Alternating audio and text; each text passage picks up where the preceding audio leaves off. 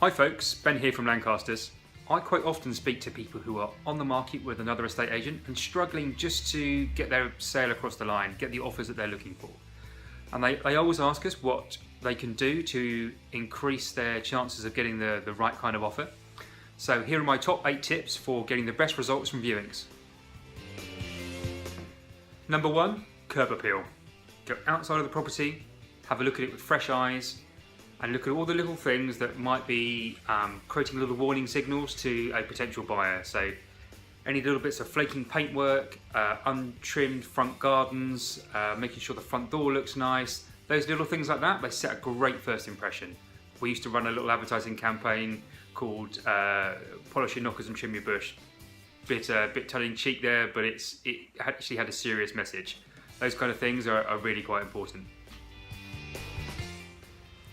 Number 2, clear the decks. A little bit of decluttering and tidying away of our normal day-to-day life stuff is absolutely brilliant. We don't want to have it stark. People always ask us where's the appropriate line between the two. Just imagine you've got your boss coming for dinner.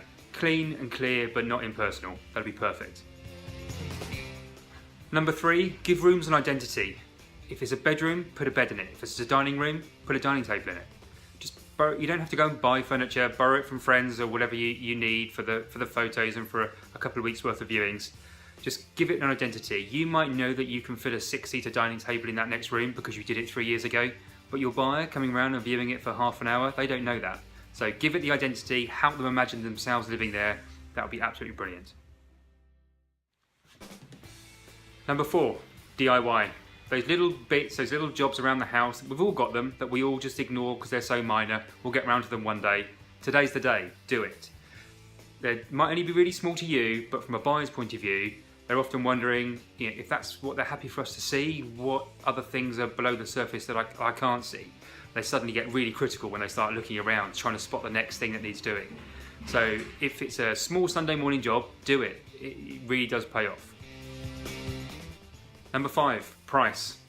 I know this should be the job of your estate agent, but unfortunately there are still quite a few agencies out there who will give you a dizzy high number just to woo you and get their board outside to then just try and knock the price down later. So you've got to take a little bit of responsibility for yourself here. Get onto the internet, look at Rightmove, Zoopla, those kind of things, and look at what other properties are selling for at the sort of price bracket that you're aiming yourself at. Look at your competition if you like. See where you sit. Are you better than some and worse than others? See how you slot yourself in there. Look at it with a bit of fresh eyes. Get a friend to look at it and price yourself accordingly. It might hurt to tweak the price a little bit now, but not as much as it would do to sit on the market for another few months and then have to tweak it then anyway. Number 6, buying a house is a kind of sensory experience as well. Your head will get you through the door, but your heart will make you buy. And for it to really stack up and feel right, everything's got to feel right. So you've got to be aware of things like smells around the property. So if you've got a dog bed, move it out into the conservatory. Last night's pans, make sure that if you had a fish supper that it's in the dishwasher and closed and sealed and on and out the way. Also, just put the heating on low. Make it feel sort of warm and welcoming when somebody comes in. Makes it feel like that could be their home. Number 7, go out, properly out of the way. I know it's really tempting to want to be there to answer the questions. You think nobody knows your property like you do. You want to be able to be there to answer any potential buyer's questions. Don't. A buyer, they want to imagine their new house, not your old one. It's an emotional experience, and with the greatest respect, they don't want to know you exist. They want to be there and imagine them, their family, living in that property, being their new home. Tip number 8, use Lancasters. See you soon.